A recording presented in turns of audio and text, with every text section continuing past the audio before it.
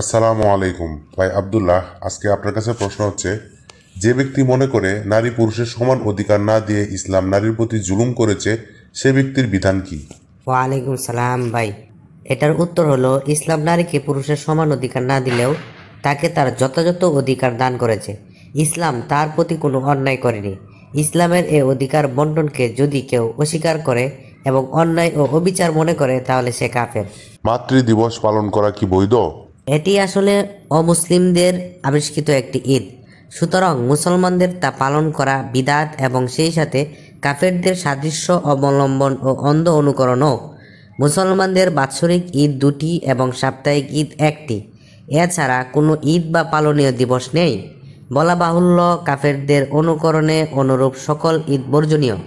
রাসূল সাল্লাল্লাহু আলাইহি সাল্লাম বলেছেন, যে ব্যক্তি আমার এই দিনে কোনো নতুন কথা উদ্ভাবন করলো যা তার মধ্যে নেই, তা প্রত্যাখ্যানযোগ্য। আচ্ছা ভাই বলুন, অপবিত্র অবস্থায় কি কোরআন পড়া জায়েজ? অপবিত্রতা দুই শ্রেণীর: ছোট অপবিত্রতা যাতে ওযু জরুরি হয় এবং বড় অপবিত্রতা যাতে গোসল জরুরি হয়।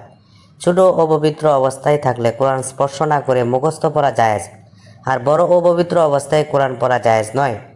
অবশ্যই অবস্থায় কোরআন আয়াতের জিকির, যেমন বিসমিল্লাহির রহমানির রহিম, ইন্না লিল্লাহি ওয়া ইন্না ইলাইহি রাজিউন ইত্যাদি পড়া যায়। হযরত আলী রাদিয়াল্লাহু তাআলা আনহু বলেন, বড় নাপাকির অবস্থা ছাড়া অন্যান্য অবস্থায় আল্লাহ রাসূল সাল্লাল্লাহু আলাইহি সাল্লাম আমাদেরকে কোরআন পড়াতেন। যে সেন্টে অ্যালকোহল আছে ওই সেন্ট ব্যবহার করা কি জায়েজ? যে সেন্ট, স্পিরিট বা অ্যালকোহল আছে তা ব্যবহার করার ব্যাপারে উলামাগণের মতভেদ আছে। পূর্ব সতর্কমূলকভাবে তা ব্যবহার না করাই উত্তম, বিশেষ করে নামাজের আগে। পানি ছাড়া অন্য কোনো তরল পদার্থ দ্বারা অপবিত্র জিনিসকে পবিত্র করা যায় কি? কোনো অপবিত্র জিনিসকে পবিত্র করতে হলে পবিত্র পানি জরুরি, অন্য কোনো তরল পদার্থ দ্বারা পবিত্রতা লাভ হয় না। অমুসলিম এমন অনেক খাদ্য ভক্ষণ করে যা ইসলামে হারাম, সুতরাং তাদের পাত্র ব্যবহার করা কি বৈধ? অমুসলিমদের পাত্রে খাওয়া বৈধ নয়, তবে তাদের পাত্র ছাড়া যদি মুসলমানদের কোনো পাত্র না পাওয়া যায়, তাহলে নিরুপায় অবস্থায় তাদের সেই পাত্র ধোয়ার পর তাদের দোকান বা হোটেলে খাওয়ার অনুমতি আছে।